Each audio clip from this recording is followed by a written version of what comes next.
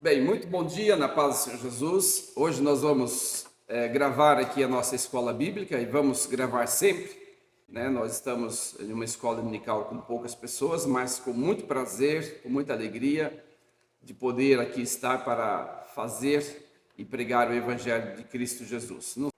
Tá certo. Bom, nós estamos estudando esta lição, não é?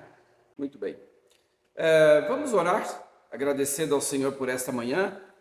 Queria pedir para o irmão Durvalino que fizesse uma oração, agradecendo a Deus por essa oportunidade a qual nós temos tido.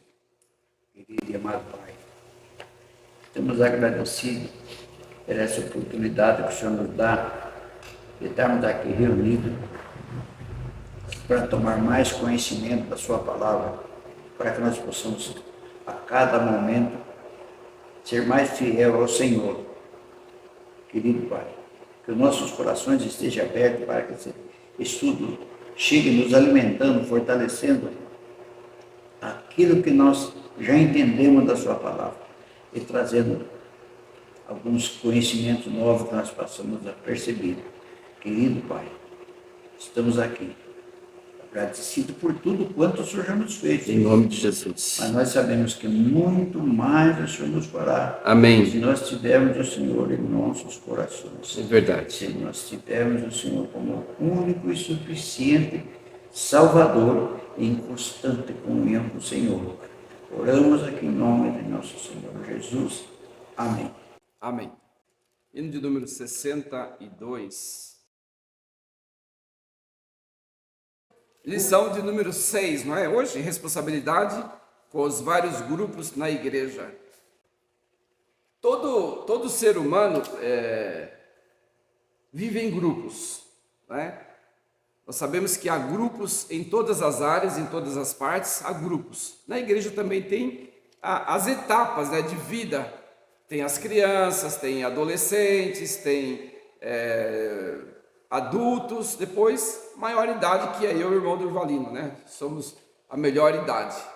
E a irmã Valéria, a irmã Valéria ainda é novo, mas nós estamos aí na melhor idade, né? Graças a Deus. Passou 50, passou meio século de vida. Então, a igreja tem essas etapas também. E o tema da lição hoje fala sobre a responsabilidade com os vários grupos na igreja. E para isso nós vamos ler em 1 Timóteo capítulo 5, do verso 1 ao 6. 1 Timóteo capítulo 5, do verso 1 ao 6. Lembrando que a nossa lição está baseada em Timóteo. E diz o seguinte: Não repreendas asperamente os anciãos, mas admoeste-os como a pais e aos moços como irmãos. Vamos ler o verso 2. As mulheres idosas como a mães, e as moças como a irmãs em toda a pureza. Então, Timóteo está recebendo aqui uma advertência, né? Como tratar as pessoas de mais idade na igreja. O verso em Hebreus capítulo 3, verso 12, diz o seguinte: Tenham cuidado, irmãos, para que nenhum de vocês tenha um coração mau e descrente, que o leva a afastar do Deus vivo. Pelo contrário, animem-se uns aos outros. Na lição passada, parece-me que nós falamos sobre apostasia, né? Foi isso. Foi sobre apostasia. E aqui ele está falando para nós termos cuidado para não nos afastarmos do Deus vivo. Pelo contrário, devemos animar uns aos outros. Como é que nós podemos animar uns aos outros? O irmão que perde muito culto, o irmão que vem na igreja esporadicamente, procurar saber. Às vezes a pessoa não vem porque trabalha, mas a gente precisa perceber aquelas pessoas que têm disponibilidade para vir aos cultos ou à escola bíblica, seja como for, e não tem tido interesse, para a gente animá-los, encorajar para que eles possam vir e participar da igreja do Senhor. Porque a apostasia começa com a perda de um culto, a perda de outro culto, a perda de uma escola bíblica, a falta de vontade de vir à igreja, e vai esfriando, a pessoa vai esfriando, e às vezes a pessoa não tem tempo suficiente para ler a Bíblia em casa, para ter uma vida de oração, Algumas pessoas têm, eu sei que algumas pessoas têm, mas nem toda a gente tem disponibilidade para ter uma vida de oração e de leitura da Bíblia em casa. E o que acontece? Vai se esfriando até chegar a apostatar-se da fé. A palavra de Deus diz para nós incentivarmos, pelo contrário, anime-se uns aos outros, né?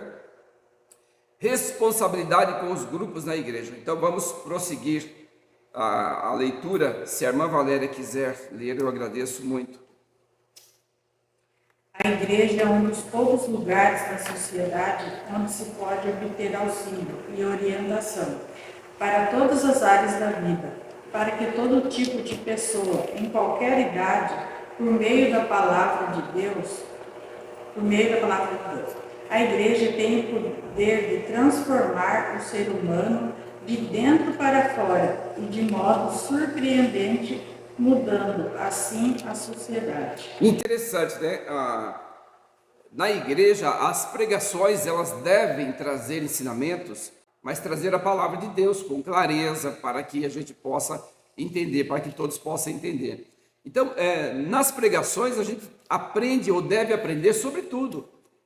Sobre como administrar a nossa família, sobre como criar os nossos filhos. Às vezes você prega um sermão, o sermão quase inteiro não atinge uma pessoa ou alguém, mas um texto que você lê naquele sermão fere o coração daquela pessoa e ele é despertado a vir.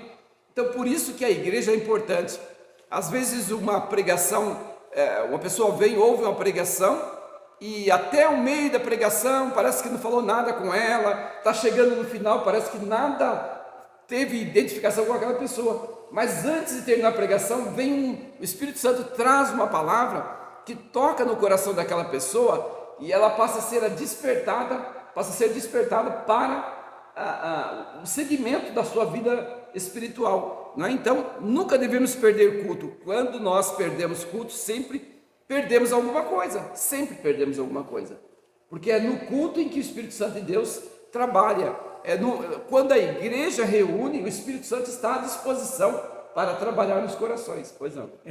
Então, que nem esse dia eu estava falando com o irmão Gilson ali, né, que eu aceitei Jesus, né, demorou ainda 14 anos para me batizar, devido, né, do pastor, né, que nós estava começando a frequentar a igreja, né, daí eu não sei o que aconteceu, daí ele parou de ir. Então daí eu fiquei, então ele cantou aquele hino, sabe, lá da ceia, aquele, não sei se é 123. Morri na cruz por ti? Não, aquele outro lá, Alvo Mascarenhas. Alvo Mascarenhas. Daí ele cantou aquele hino lá que ele cantava assim, sabe, nem no seu dia da ceia ele cantava aquele hino. Aí eu estava fazendo visita lá, eu e a Neuza, né? Eu creio que não tinha nascido ainda nessa época. Daí que é o primeiro filho nosso, né? E daí ele cantou esse hino, daí ele fez um apelo, né? Eu senti, não, eu levantei a mão. Aí ficou, daí ele foi ver o lugar lá, tudo para batizar nós. Então, o que o escritor escreveu aqui, ele diz o seguinte: a igreja é um dos lugares da sociedade onde se pode obter auxílio e orientação para todas as áreas da vida. E é uma grande verdade, né? A igreja tem essa função de acolher, de aconselhar, de instruir na palavra. E tudo isso, a base é a palavra de Deus. Quem exorta, quem ensina, quem corrige e quem nos edifica. Essa é a nossa responsabilidade e, ao mesmo tempo, um grande privilégio. Qual outro ensino pode transformar assim, senão a igreja? Pela palavra, quem poderá orientar a todos os homens rumo a Deus? Pela palavra é que se pode orientar todas as pessoas rumo a Deus, não é? Sem a palavra é impossível isso acontecer. Pode continuar. Ministrando a diversos grupos sociais.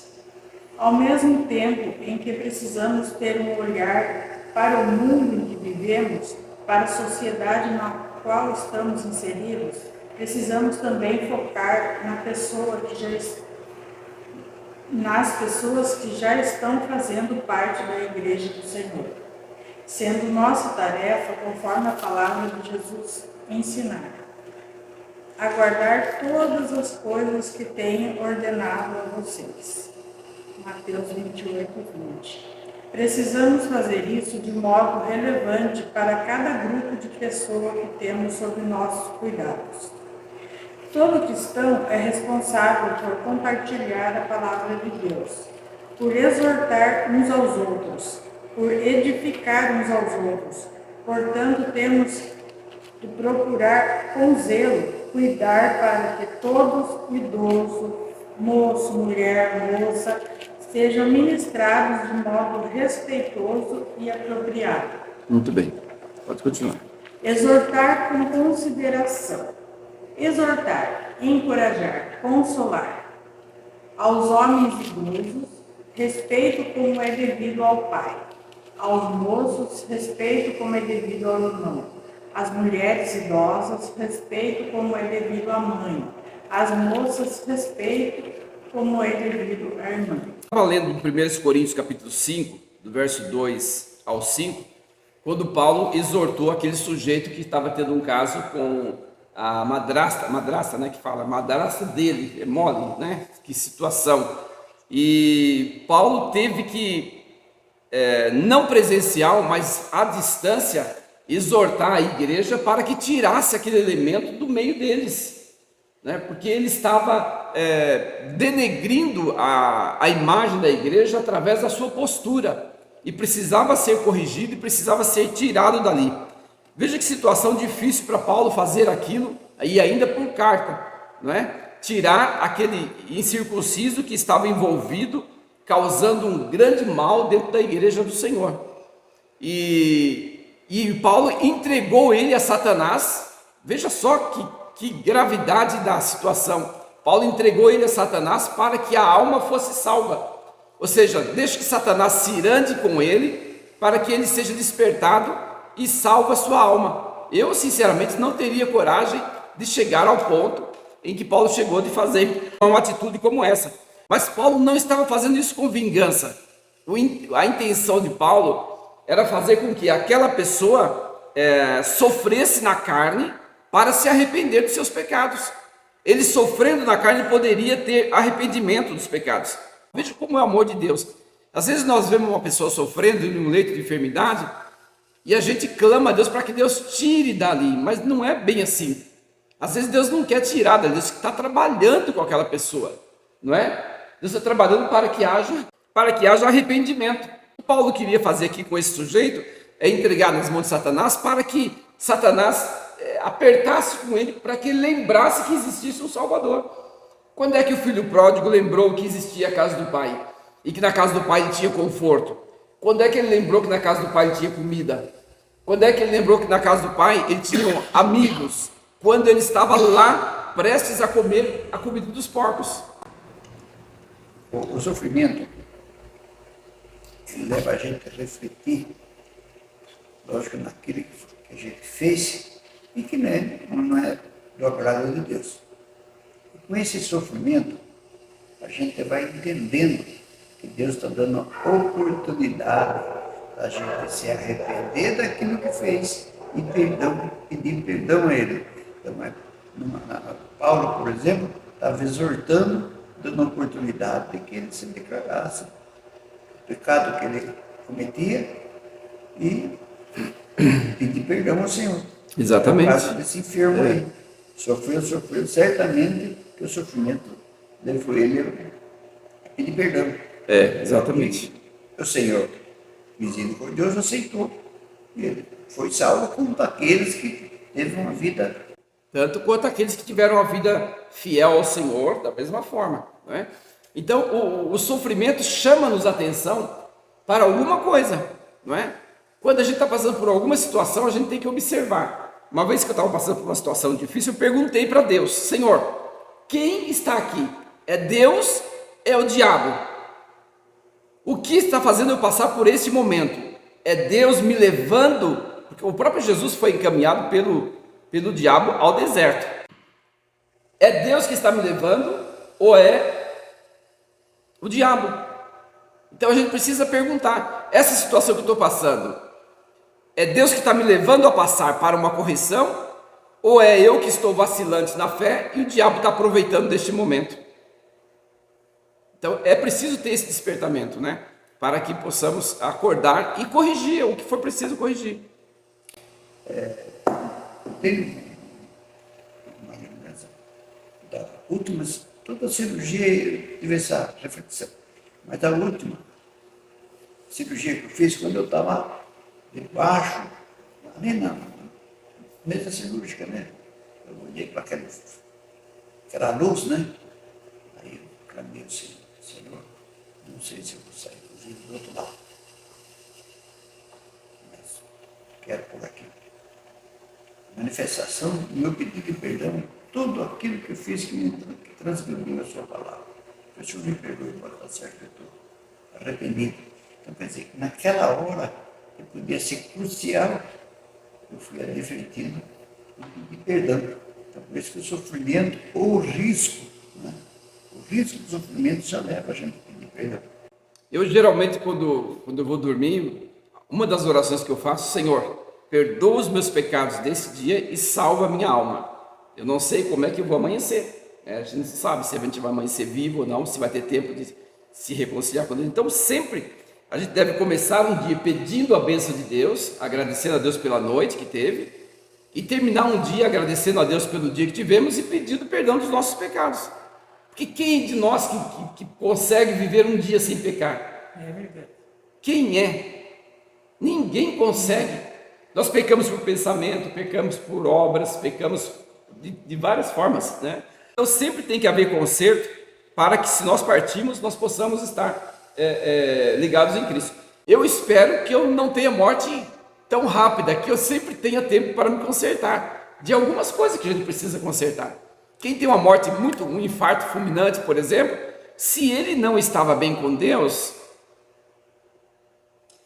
é complicado, não é? Se bem que todos nós temos pecado todos os dias, não é? E a gente pode morrer em alguns pecados. Se a pessoa morre rápido, pode morrer em alguns pecados, mas não é aquele pecado que ele cometeu que vai levar ele para a condenação eterna. Mas se for um pecado contínuo que aquela pessoa vinha trazendo, porque há pecados que são contínuos, né? A pessoa vai levando aquele pecado. Por exemplo, nós podemos usar maldizer. Tem pessoas que maldizem constantemente uns aos outros. Tem pessoas que vivem uma vida de adultério constantemente. Talvez não um ato físico, mas de mente, de olhos, né? Então, se a pessoa morre naquele ato contínuo, sem se arrepender, é condenação. Então, é preciso que é importante que tenhamos tempo. Vamos andar em oração constantemente, porque a gente não sabe a que hora vamos e nem como vamos. Então, voltando aqui, Paulo traz essa exortação de 1 Coríntios 5, do 2 ao 5, exortando com dureza para que houvesse correção naquelas vidas. Tem pessoas, irmãos, que andam de igreja em igreja e não se arrependem, não mudam de lugar, de posição, e eles acham que o problema está nas igrejas, mas afinal de contas o problema está no próprio. Chega aqui nessa igreja, encontra um problema, vá para outra igreja, encontra outro problema, ou cria, ou encontra ou cria. É gente que não se converte, não se submete, não se humilha diante de Deus. A perseverança na igreja é importante, porque para quem vê e para nós também, e para a nossa família. Eu conheço família que os filhos estão completamente fora do evangelho, foram criados dentro da igreja, mas estão fora do evangelho completamente por inconstância dos pais. Não para em igreja nenhuma, um dia está aqui, um dia está lá, um dia vai naquela igreja e fala, agora eu sou da igreja tal, outro, daqui a pouco já não está mais ali. A pessoa não tem constância, isso é mal. Isso é mal para todos nós e para os filhos, né? Imagina que os meus filhos olhem para mim e vejam uma inconstância em mim como pastor, né? Que exemplo estaria dando eu, né? Os meus filhos têm que olhar para mim e ver alguma coisa que atraia-os, né? Que traga a eles incentivo. Tanto é que eles, com uma conversa que a gente teve, e a Sandra também, eles se decidiram batizar. Eu mostrei para eles que eu com 11 anos me batizei, e eu não tinha a estrutura bíblica que eles têm. Eu com 11 anos não tinha o conhecimento bíblico que eles têm. Eles têm muito conhecimento bíblico, né? Esse negócio de pessoas que estão mudando assim, de igreja e vai para uma, vai para outra, essas são pessoas que inconstantes. Eles não olham para Cristo, eles querem olhar para o homem. E então daí isso aí faz com que as pessoas se afastem, porque tem muitas pessoas que ele quer ser visto pelo homem, ele não tem Cristo como uma direção. Exatamente. Ele quer ser visto pelo homem, quer sempre se falhar, não quer que ninguém fale, não quer que ninguém aconselhe. Principalmente o pastor não pode falhar, porque se o pastor falhar, não pode. Aí o que Mas o que pastor acontece? é falho, vai fazer o quê? Aí o que acontece? Se ele vai para uma igreja que não tem correção, ali ele fica. Fica. Se não tiver exortação, se não tiver correção, fica. Porque daí ele leva a vida dele como ele quer. E principalmente se for uma igreja grande, que ele fica lá infiltrado, não está nem aí, ninguém está sabendo da vida dele, né? Com toda a pureza, como é devido a todos os irmãos, em todas as circunstâncias, especialmente devido às moças, por um jovem pastor. Devemos, portanto, exercer a exortação em amor, com condições de respeito, de modo puro, isento de vaidade, soberba ou vanglória. Exatamente. Quando a pessoa exorta, às vezes mesmo que seja uma exortação com dureza, mas chamando para a palavra de Deus, é uma exortação com amor, né? A intenção qual é? É fazer com que aquele cidadão, aquela pessoa acorde para a realidade e passe a viver uma vida na presença de Deus, para a salvação dela própria, né? E acha que não, quer estar em uma igreja, em um ambiente onde só recebe elogios. Nós não podemos só receber elogios. Eu não recebo só elogios, eu recebo críticas também, né? E eu aprendi a receber as críticas. Eu entendo que eu preciso das críticas. Elas ajudam a triunfar, né? As críticas, existe críticas destrutiva, né? Aquela crítica que a pessoa faz para derrubar a pessoa, né? Crítica destrutiva. Existe aquela crítica construtiva. A pessoa mostra o erro, traz uma ideia para melhorar a situação. E aquela crítica construtiva vai trazer benefícios para todos que convivem ali. O ensinamento da palavra de Deus, ele é construtivo. Ele não é para destruir a pessoa. Paulo, com toda a dureza que ele trazia esse ensinamento, e exortava essa pessoa e entregava a Satanás, não era um ar de vingança, como que diz, vou ferrar com esse cara, desculpa o termo, vou ferrar com esse cara aí para ele, que ele vá para o inferno mesmo, ele não merece estar aqui. Não era essa a intenção de Paulo. Não era. A intenção era fazer com que ele fosse salvo, que a carne padecesse para que ele fosse salvo. Essa é a intenção dele, né? Então, exortar com amor é isso, é trazer o ensinamento, ainda que seja um pouco pesado, mas seja bíblico, para que haja arrependimento no coração. Pode continuar, Marco, por favor. Toda exortação que busca atingir o coração errará o alvo, se não partir de um grande respeito, de uma profunda consideração perante o caráter único da condição do outro como criatura. Antes, violentará, esmagará o outro, constrangendo-o ou escravizando-o em vez de libertar. Falar ao coração. O jovem pastor Timóteo deveria estar seguro de quem era e da função que ocupava diante da igreja. Isso o livraria de ser rude, autoritário ou negligente com as pessoas, por motivo de insegurança pessoal. É tarefa exortar, seja quem for, mas nunca sem amor e respeito. Exatamente, exortar seja quem for. Às vezes é um pastor bem jovenzinho e ele precisa exortar uma pessoa com 70 anos, com 80 anos. Ele está ali para isso, para ensinar. E é preciso que ele faça isso com amor, não com a intenção de expulsar aquela pessoa do meio em que ela está, né? Mas acolher e fazer com que haja mudança, né? Ele, assim como todos os irmãos, deve exortar uns aos outros, em amor, visando alcançar o coração ao final. Cartas pastorais para hoje. O princípio geral, ensinado por Paulo, nos diz que devemos tratar as outras pessoas na igreja como tratamos os membros da nossa própria família. Como tem feito? Você tem feito assim? E isso é importante, não é? Às vezes a forma de se expressar de uma pessoa, às vezes parece ser rude, porque a pessoa tem uma personalidade muito positiva e às vezes a forma de falar parece ser rude, parece uma forma de ódio, mas não é. A pessoa tem a sua forma, né? Tem pessoas que é mais manso, fala com aquele jeitinho, mas nem todo mundo é assim. Há pastores que ele é mansinho, ele traz até o ensinamento e tal, mas cada um tem a sua maneira de ser, não é?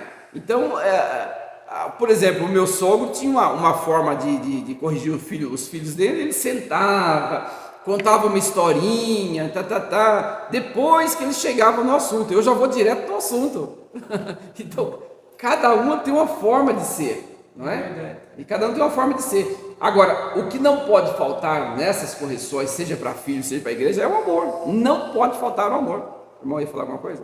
É que a gente tem que procurar ser delicado, porque se a gente não passar confiança para a pessoa, jamais ele vai atender aquilo que a gente...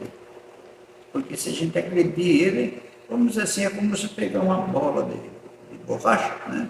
Você bate na parede, ela volta. Você bate na parede, ela volta. Vai ser assim o tempo inteiro. Você fala, a pessoa não entende, você procura falar, a pessoa continua se fortalecendo mais para não entender. Então, a gente diz que você tem que furar aquela bola, murchar ela, que daí ela vai bater lá e vai parar. Então, a gente tem que ser delicado nesse sentido. Exatamente. Aí, Então, pastor, Jesus, né, quando foi exortar aqueles caras lá lá, né, que estavam vendendo as coisas lá. Foi bem delicadinho, né? Não foi nada, ele foi agressivo. E o mais interessante daquela história de Jesus é que ele fez o chicote. Agora eu imagino Jesus sentado, fazendo o chicote, pensando em quem ia dar chicotada. Imagine Jesus confeccionando aqui o chicote. Eu vou pegar aqueles caras lá na porta do templo, que estão vendendo lá, eles não podem fazer aquilo. Ele não poderia ir lá e falar assim: meus amigos, por gentileza, eu peço a vocês, por favor, não façam isso aqui na porta do templo. É deselegante, não convém vocês fazerem isso aqui. Não façam mais isso aqui, por favor, tá bom? Dá aqui um aperto de mão, um abraço, vocês prometem não vir mais? Jesus não fez assim. Por que será que Jesus não fez assim? Quantas vezes será que Jesus já não tinha dito para eles não fazerem aquilo? A Bíblia não diz. Mas será que Jesus já não tinha chegado até eles e dito para que eles não fizessem aquilo várias vezes? Pode ser que sim, pode ser que não, mas talvez sim. Paulo já tinha passado esses ensinamentos para eles. Exatamente. Eles não eram leigos, eles sabiam. Eles eram abusados mesmo. E isso que levou o Senhor a tomar essa atitude. Falou, não, esse é aquele caso. Não vai pelo amor. Exatamente. Não vai pela dor. Por exemplo, a gente conhece pessoas, e já conheci pessoas, que viveram em igrejas muitos anos, e às vezes até desde a sua infância. Mas o bicho não se converte de jeito nenhum. Não muda de postura. Não tem transformação. O evangelho não transforma ele de jeito nenhum. Parece que a palavra que penetra entre juntas e medulas não consegue penetrar no coração dele, nas juntas e medulas dele. O martelo que a palavra de Deus que esmiuça a penha, parece que não consegue esmiuçar aquela pedra ali daquele coração. Não se converte. E cada lugar que ele vai, cada igreja que ele vai, é criando problemas. Então, uma pessoa dessa, você tem que fazer o quê? Descer o chicote. Descer o chicote. Para ver se com a chibatada acorda. Então, eu fico pensando Jesus sentado, rascunhando ali o chicote dele, desenhando e fazendo o chicote, pensando. E depois de pronto o chicote, ele olha o chicote, o cara dá umas batidas no ar, fala para ver se está bom, né? Bate em algum lugar para ver se está bom, aí o chicote está bom. Né? Talvez Jesus fez todas essas coisas que nós faríamos, né? Nós não faríamos isso na confecção do chicote? Experimentava, se tivesse um cachorro por perto, talvez dava um toquinho bem de leve nele para ver se ele gritava. Jesus deve ter feito essas coisas todas. Eu fico pensando nesse detalhe, né? Jesus fazendo isso e pensando em quem iria acertar, né? Talvez tinha um chefe, né, naquele lugar ali, tinha um cara que é o que puxava as pessoas para ali, e ele deve ter pensado: eu vou dar na costa do fulano de tal, ele que é o encabeçador dessa situação, e vai lá e desce o chicote. Então, às vezes, irmãos, se um pastor não age com dureza, a coisa cria teia de aranha e vira uma anarquia. Vira uma anarquia. Há momentos que a pessoa erra, que você sabe que não é uma pessoa que vive errante, você abraça ela, conversa com ela, fala, irmão, não faça isso, não faça aquilo, isso é feio, Deus vai cobrar de você, não, entendeu? Mas nem todo mundo dá para fazer assim, como Jesus também não fez assim com todo mundo. Ministrando as viúvas. A divisão de funções na igreja se ministra com o surgimento das necessidades das viúvas. Paulo, sabendo que Timóteo tinha também dilemas na igreja para lidar sobre esse assunto, traça um caminho para a tomada de decisão de como socorrer e quando socorrer a viúva. Interessante que depois Paulo vai dizer que nós não devemos considerar a viúva se ela não tiver mais de 60 anos. Porque quando ela tem menos, ela pode casar, né? E hoje nós vemos até com mais de 60 anos casa, né? Não estou nem aí. Arruma casamento no velório do marido. Arruma o casamento no velório do marido, né? Isso acontece. Então, Paulo manda considerar viúva as que têm mais de 60 anos, porque ele, na concepção deles, elas já não iam casar mais, né? Mas hoje está diferente a coisa, né? Tem mulheres que não ficam sozinhas, né? Por vários motivos. Às vezes é só uma companhia, né? Não gosta, nunca gostou de ficar sozinha. Mas tem outros que não, fique sozinha e pronto, né? Leva a sua vida normal, né? Então, Paulo incentiva Timóteo a cuidar das viúvas, dar atenção a elas, para que elas possam ser beneficiadas espiritualmente. Eu vejo que quando a gente vai na casa da irmã Verônica, a gente senta lá com ela, canta 1 ou 2 hinos, ou lê um texto da palavra de Deus, ora com ela, ela fica felicíssima. Por quê? Porque está sozinha, uma pessoa que está, os filhos todos trabalhando, cada um na sua vida, de repente recebe uma visita de alguém, não precisa ser do pastor não, alguém que vem ali, canta um hino com ela, ora com ela fica feliz. Qualquer um de nós ficamos felizes, né? Uma pessoa que está doente em casa. Eu particularmente, como tenho o WhatsApp, uma pessoa que está doente, eu prefiro saber como é que ela está. Às vezes a pessoa não quer receber uma visita, às vezes a doença que ela tem, ou o tratamento que ela está fazendo, às vezes uma visita incomoda, né? E ela quer descansar, quer mais refletir, quer ficar sozinha.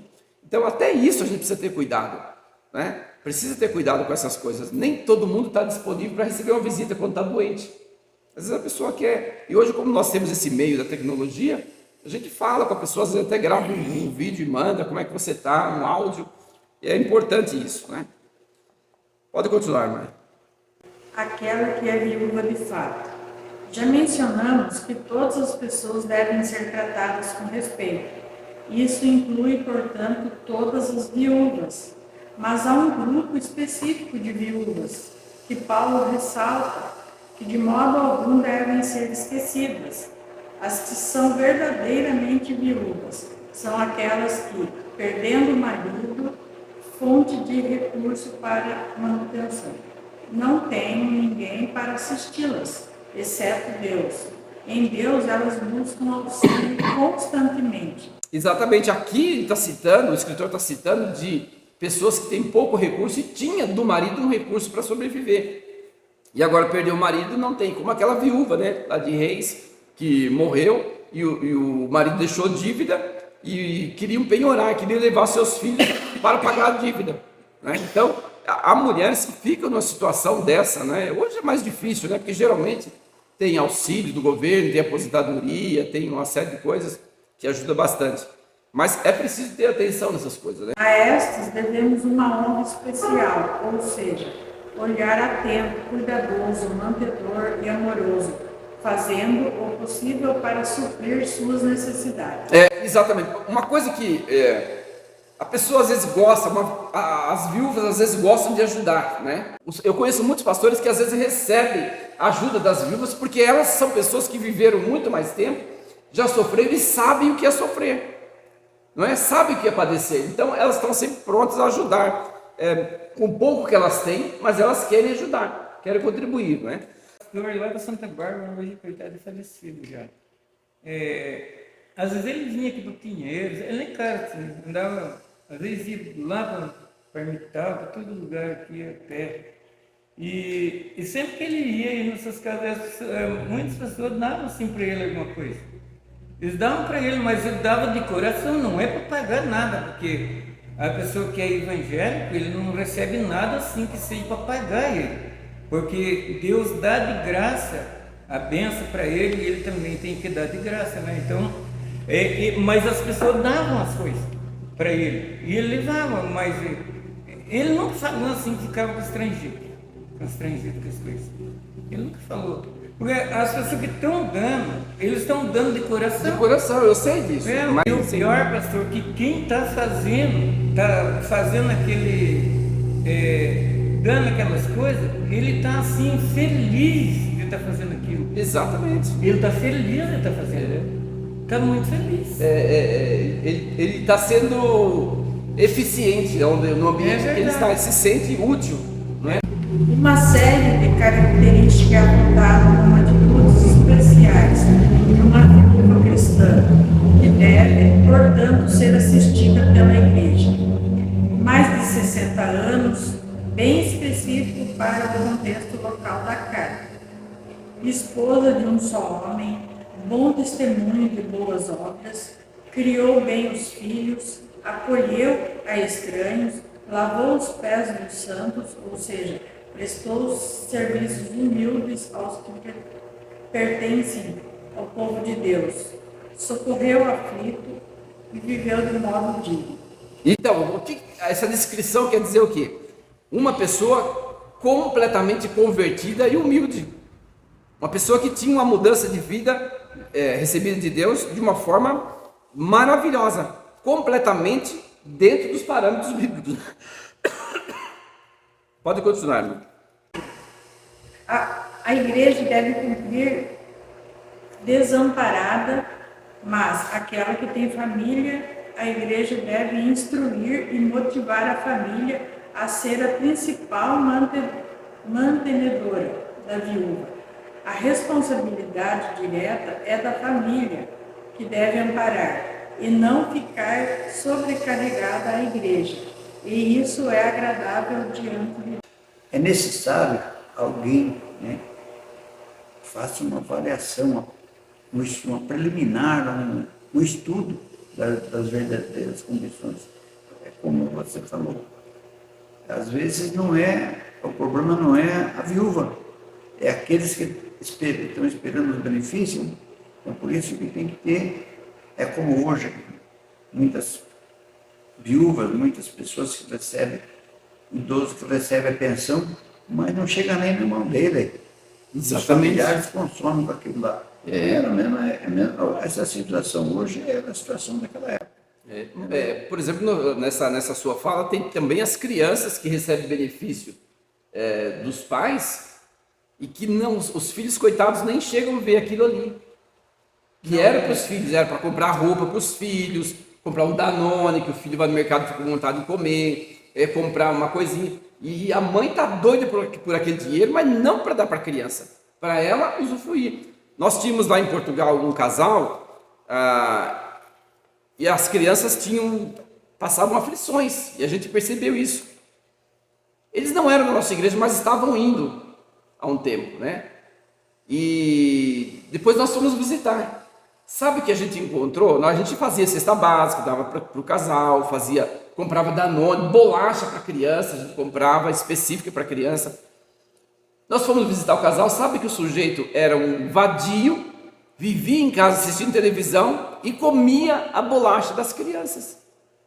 E não queria trabalhar. Ainda bem, graças a Deus, que não era brasileiro.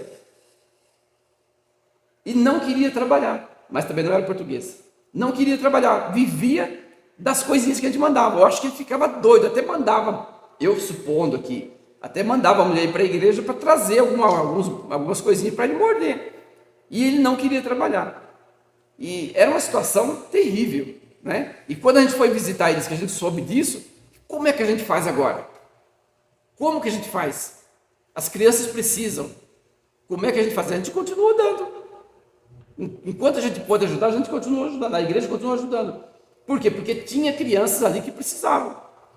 E eu procurei ele uma vez, fui conversar com ele, dar um despertamento para ele, para ver se ele ia trabalhar, tentar arranjar algum trabalho para ele, mas ele se esquivava. Ele não queria trabalhar mesmo, a verdade era essa.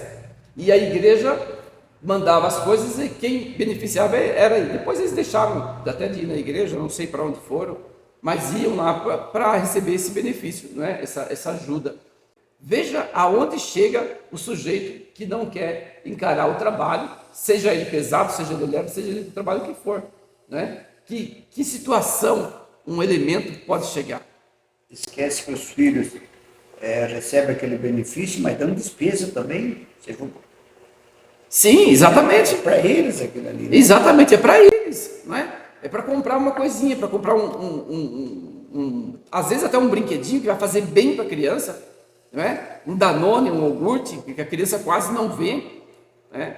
E, então é preciso ter sabedoria, a igreja também precisa ter sabedoria nessas situações, e muita cautela e visitar. Esse é um ponto delicado na prática, pois nem todas as famílias têm essa consciência, ficando algumas viúvas em situação crítica. A estas, entendo que a igreja deve considerar, auxiliar, apoiar e motivar, lembrando que a igreja não está no mundo para cumprir assistencialismo, e sim para mover as pessoas a uma condição de vida digna. Interessante isso que ele disse aí. A igreja não está no mundo. Por exemplo, os espíritas, a função deles é atender os carentes, os carenciados, é levar o pão. Eles entendem que o pão que Jesus fala é o pão físico, né? E Jesus não está falando sobre o pão físico, também Tiago fala. Né? Se você chegar para uma pessoa, sabendo que ela está em situação crítica, orar por ela, dar um tapinha nas costas e dizer: Deus abençoe, irmão, vai em paz, Deus vai prover. Né? Então, isso aí também é uma situação crítica. Se a igreja sabe que uma pessoa está precisando, a igreja deve ajudar. Mas eu volto a dizer, deve visitar, saber em que contexto aquela pessoa está vivendo.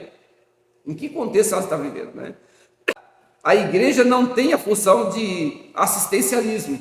Nós vamos abrir a porta da igreja todas as quintas-feiras para dar cesta básica às pessoas pobres, dar roupa às pessoas pobres. Eu acho que quem recebe de graça as coisas assim, muito de graça, e é uma pessoa que não gosta de trabalhar, não valoriza. A pessoa não valoriza, né? Quem não sabe quanto custa, não valoriza. É por isso que Salomão disse o seguinte: a alma farta pisa em favos de mel, mas para a sedenta até o amargo é doce. Quando ela passa por aflições, qualquer coisinha para ela sorri.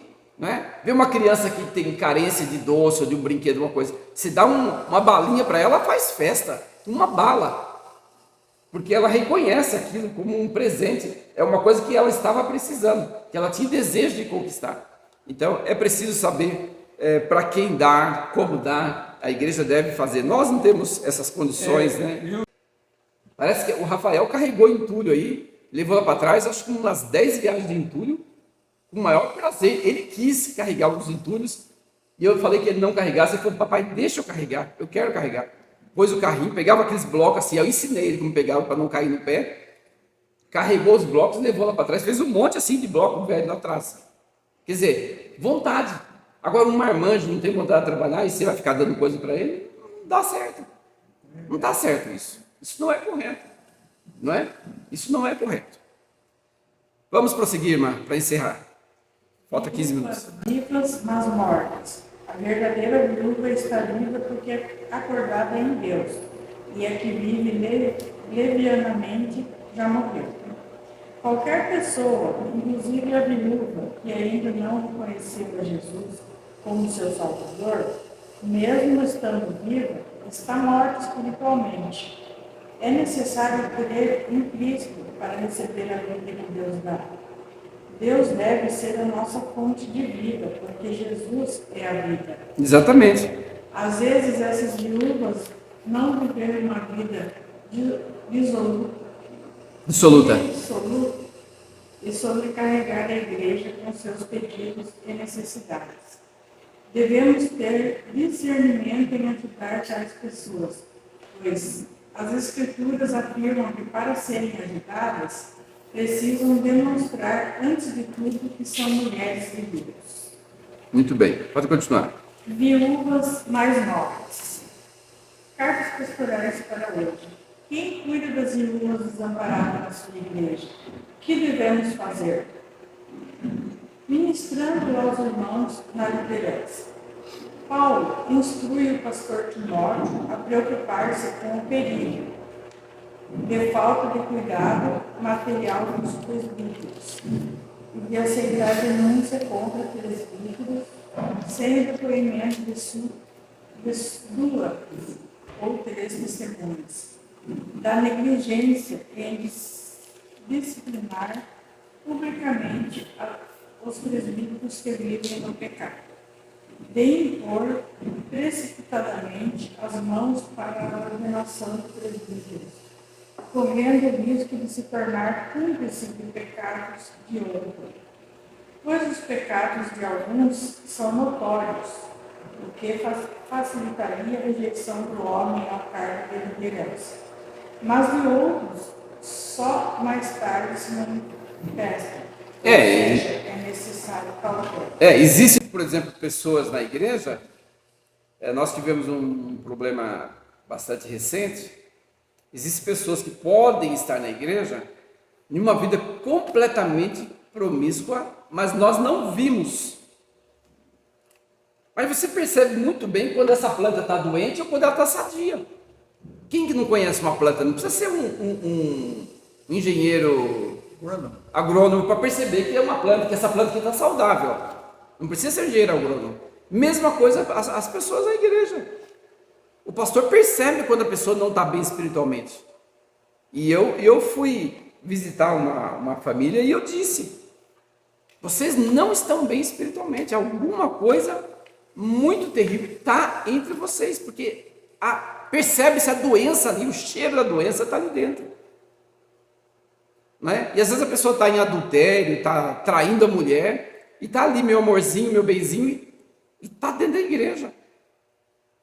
E são coisas que o pastor, se não tiver uma vida pautada no Evangelho de Cristo, uma vida de oração, dificilmente ele vai conseguir que aquela pessoa está doente. Ele acha que está tudo bem, porque ele vê, mãozinha dada, acha até que tem um amor demais ali, né? Não vai ter autoridade para falar, não. Exatamente. Mas Deus não nos deixa enganado, rapaz. É incrível como que Deus faz a gente entender as coisas. Você percebe que ali tem uma situação ali que não está bem. Você percebe. Pouco tempo a casa desaba. Porque quando você começa a pregar contra o pecado, é como se apertar um berne. Todo mundo sabe o que é um berne, né? É como se você começar a apertar um berne. Se aperta, aperta. Se o bicho não estiver maduro, ele não sai. Dificilmente ele sai. Mas se estiver maduro, se aperta, ele sai logo. Mas às vezes você está apertando e o bicho está ali. Mas chega uma hora que ele não aguenta, porque a palavra de Deus é como espada, é como um martelo. E o que acontece? A bomba explode, aflora tudo. E todo mundo fica sabendo daquela situação. Estava dentro da igreja, vivia na igreja, participava da igreja, participava da ceia do Senhor. E a Bíblia diz, o Paulo nos ensina que aquele que participa, que comer o pão ou beber o cálice indignamente será culpado do corpo e do sangue do Senhor. E participa na cara de pau, como quem diz: o irmão Evaristo tem que pensar que eu estou bem, o irmão Durvalino tem que pensar que eu estou bem. Eles não podem ir perguntar para mim por que eu não estou tomando a ceia. Então é complicado, né? Mas Deus não deixa nada escondido. Na igreja o Senhor revela, o Senhor mostra, o Senhor faz vir à tona e vem, sobe a superfície. Mais cedo ou mais tarde vai subir a superfície e Deus vai limpando a igreja do Senhor. Por que Deus faz isso? Porque a igreja do Senhor é para ser salva. Deus quer levar o povo, Deus quer salvar a humanidade, e às vezes salva pelo fogo, como a história que eu contei da pessoa que morreu doente e foi salva pelo fogo. Se não fosse pelo fogo, não seria salvo, né? Pode continuar, irmão. É que também, né, que Deus fala também na palavra de Deus, também está escrito, né, que o que está oculto, Deus Traz à tona. revela. Chega tempo que revela. Então, para Deus, não tem nada escondido. Nada fica Tudo é escondido. revelado. Nada fica escondido. Nada fica escondido. A nossa igreja não é amaldiçoada, a nossa igreja é abençoadíssima. Graças a Deus. Nossa igreja é abençoadíssima. Tem curas aqui dentro, tem milagres aqui dentro, É verdade. tem prosperidade aqui dentro, tem gente de trabalho aqui dentro. Aqui dentro não tem, desculpa o termo, não tem vagabundo aqui dentro, não tem pastor vagabundo aqui. Aqui tem gente de trabalho, tem gente que encara as coisas e resolve, né? Então a nossa igreja é uma igreja abençoada. Não é uma igreja que está aí caindo nos pedaços podres, que as pessoas chegam aqui e falam, que miséria isso aqui. Onde está Deus nesse lugar aqui? Não é. Entendeu? É uma igreja que Deus tem abençoado. Quem quiser ver isso, veja. Quem não quiser ver, não veja. Agora, imagine que alguém dissesse isso para a igreja de Corinto, que tinha de tudo ali dentro, tudo quanto é tranqueira tinha ali dentro. Imagine que alguém dissesse que aquela igreja é amaldiçoada. Não era. Era a igreja do Senhor. Paulo ensinava, Paulo trazia correção, Paulo pregava. Mas tinha as coisas no meio que chegou um ponto que Paulo foi limpando aquilo ali, né? Foi fazendo com que aquilo fosse corrigido. Mas o problema das igrejas de Paulo ter esse problema era a distância. Ele estava longe, né? Imagine que ele soube, que nem o caso que ele sabia, né?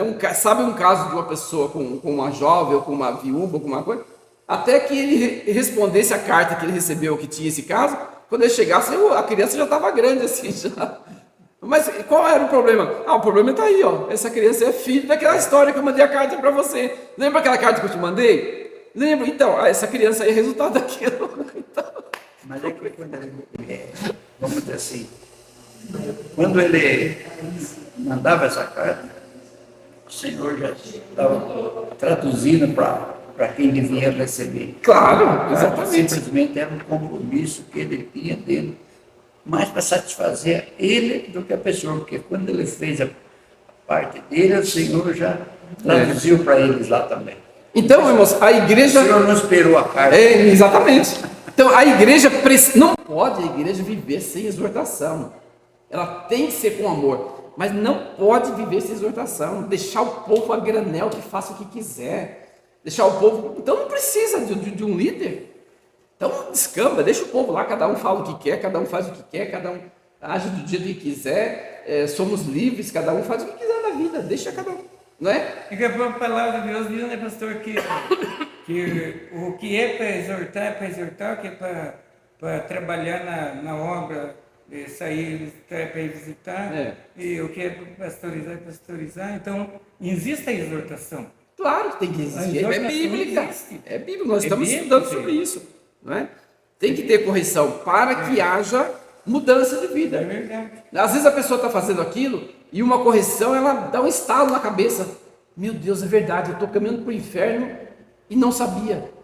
Todo lugar que eu passei, os pastores me elogiavam, passavam na minha cabeça, e agora um camarada fala isso para mim, eu acordei. Então é preciso ter, gente do céu, não pode. Continue, irmã. Ministrando os escravos. É dever do ministro de Deus orientar os que se encontram em posição de servo, empregado. Considerarem dignos de toda honra o próprio Senhor, patrão. Mesmo que o patrão seja descrente, devem agir dessa forma, porque é uma ordem. Considerarem vem de egiomai, que pode ser traduzido também por conduzir, pensar que, acreditar, considerar como, tomar alguém por algo. O verbo se encontra no presente do imperativo, devendo ser considerado uma ordem e ação contínua. Muito bem. Para que o nome de Deus e a doutrina não sejam blasfemadas, Deus é poderoso para que, por meio de um testemunho exemplar, mesmo aqueles que se encontram em posição de escravidão, sejam instruídos para conduzir seus senhores ao conhecimento de Cristo. Porque agindo assim, demonstram temor ao Senhor, porque receberão do Senhor a recompensa da herança. Considerarem dignos de toda a honra o próprio Senhor. Interessante que aqui, com respeito a patrão e empregado, ele diz que o empregado deve continuar considerando o patrão e tendo uma oportunidade, pregar o evangelho para que ele se converta e mude de posição. Já as mulheres, Paulo ensina que a mulher deve ser submissa ao marido no Senhor. Veja só que interessante. A mulher deve ser submissa ao marido no Senhor. Ou seja, se o marido estiver induzindo ela a fazer qualquer outra situação que esteja fora do contexto bíblico, ela não deve obedecer. Ela não deve obedecer, ela não deve cumprir. Ela só deve obedecer o marido no Senhor. O marido descrente, por exemplo, né? Se ele estiver fazendo, impondo alguma situação que não tem nada a ver, que está fora do contexto bíblico, fora do evangelho, ela deve desobedecer, né? E já o patrão não. Também, o empregado não deve obedecer quando o patrão fala assim, ó, se alguém ligar, diga que eu não estou aqui. Patrão, eu acho que também a Bíblia não diz, mas é claro que ele não deve atender. Mas aí o que ele vai fazer na situação dessa? Ele vai falar, ó, o patrão mandou avisar você que ele não está aqui. É complicado, né? Então, tem que se submeter, mas tem que ter sabedoria. Pedir sabedoria de Deus, né? Quantos empregados são obrigados a mentir, né? Às vezes um administrador de uma empresa, qualquer situação, às vezes é obrigado a mentir. Ou ele mente ou ele perde o emprego. Eu acho que o bom crente, eu acho que ele perdia o emprego. O bom crente, eu acho que ele perdia o emprego. Ou ele teria uma conversa boa com esse patrão, e se o patrão não mudasse, acho que ele perderia o emprego. Porque ele sabe que ele está cometendo um delito contra Deus, né? O senhor que é patrão sabe muito bem disso. É conivente, né? É conivente. E lá em Portugal tem um ditado que diz o seguinte: tanto é ladrão quem vai à horta, como quem fica à porta.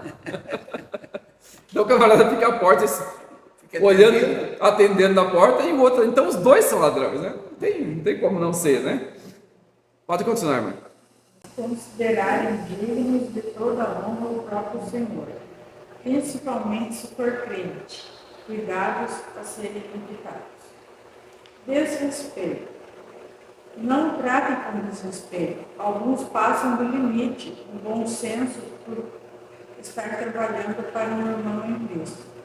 Abusam da identidade cristã para agir como ele amar. Isso é terrível, gente. Tem gente que não gosta de contratar, tem empresas que não gostam de contratar o familiar, porque o familiar, ou por ser crente, ele vai dar um problema sério. Ah, é a empresa do pastor, o pastor é meu amigo. Tá bom, não tem problema não. O que tem que chegar 10 minutos atrasado, 15 minutos? Ô, pastor, eu vou sair um pouco mais cedo hoje. Ah, amanhã eu não vou vir. E às vezes acontece muito disso, né? Então é complicado. É preciso ter respeito, mesmo sendo familiar de sangue ou da igreja, né? Muitas empresas que são de crentes, eles não gostam de contratar os crentes próprios, até porque ele não tem muita autoridade para corrigir.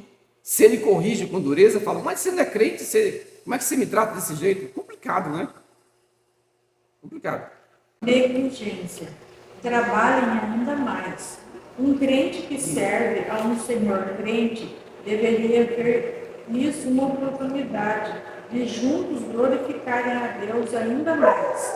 Mas, infelizmente, muitos abusam da identidade cristã para agir com irresponsabilidade, achando que serão perdoados e jamais punidos, no caso dos escravos ou demitidos na atualidade. Conclusão. Pode ler. A falência do alcance do testemunho cristão tem suas raízes no ensino fraco aos diversos grupos da igreja. De certo que cada igreja tem um perfil, mas nenhuma pode ser estéril em ministrar aos diversos grupos que a acompanham. Ou seja, a igreja precisa ter atenção em todo o seu funcionamento, não é? Se tem um departamento infantil, tem que ter atenção. Se tem um departamento de jovem, tem que ter atenção. E assim por diante. Tem que ter atenção, não pode deixar a coisa descambar. Há igrejas que põem os departamentos na mão de alguém e às vezes aquela pessoa não tem estrutura para administrar aquele departamento. E está levando aquele departamento para uma situação caótica. Por exemplo, ensinar criança não é uma tarefa fácil. É melhor tratar com adultos do que com uma criança. Você está impregnando, vamos dizer assim, algo na cabeça daquela criança que pode ser errado, que pode levar ela para uma vida inteira de sabedoria, ou pode levar ela para uma vida inteira de uma vida errada completamente. A vida inteira. Aprendi assim, né? Eu nunca me esqueço que eu fui criado desde pequenino na igreja e tudo que eu aprendi hoje serve para a minha edificação espiritual, desde a infância, né? E o que eu aprendi, mesmo quando criança eu aprendia e não entendia, hoje eu vi que eu aprendia alguma coisa errada, mas graças a Deus não ficou cravado no meu coração. Então, a criança sabe, vai levar aquilo para a vida dela toda. Então é preciso ter cuidado. A criança é mais difícil lidar com a criança, porque a criança não pode sair daqui do culto para ir lá só brincar. ela tem que aprender brincando. Tem que ter uma forma de ensinar na brincadeira para que ela possa aprender. Didática especial. Uma didática especial, infantil, né? Para que ela possa aprender. Muito bem, irmãos. Louvamos a Deus por esta manhã. Agradecemos a Deus pela oportunidade de mais um pouquinho nós discutir as coisas de Deus, as coisas que vêm lá de cima, né? Tudo que a gente discute dentro da Bíblia, com a Bíblia, não tem nada novo. Tudo é coisa que a gente já ouviu, tudo é coisa que a gente já aprendeu, tudo é coisa que a gente, alguém já falou para a gente um dia, a gente já leu. Mas a palavra de Deus ela precisa ser renovada a cada dia na nossa mente e no nosso coração, né? Vamos orar, agradecer a Deus. Pai querido, te damos graças, Senhor Jesus, por esta manhã. Obrigado por estarmos aqui, num ambiente tão gostoso, tão descontraído, para nós aprendermos um pouco mais da Tua palavra. Oxalá que todos tivessem o desejo de estar num ambiente, num momento como este. Mas as suas correrias, as suas situações do dia a dia, os seus trabalhos, muitas vezes têm roubado este momento de prazer, este momento tão gratificante. E seus prazeres estão canalizados para outras coisas, para outras situações. Como diz o texto de Gênesis, casavam, festejavam, davam-se em casamentos, tinham suas vidas completamente ocupadas com as coisas da vida. Infelizmente, nós sabemos, Senhor, que os homens hoje vivem completamente ocupados, muito ocupados. Te agradecemos por estarmos aqui. Um prazer imenso nós estarmos ao redor da Tua palavra, Senhor. Obrigado. Em nome de Jesus. Amém. Amém, irmãos. Muito obrigado a todos. Que Deus abençoe.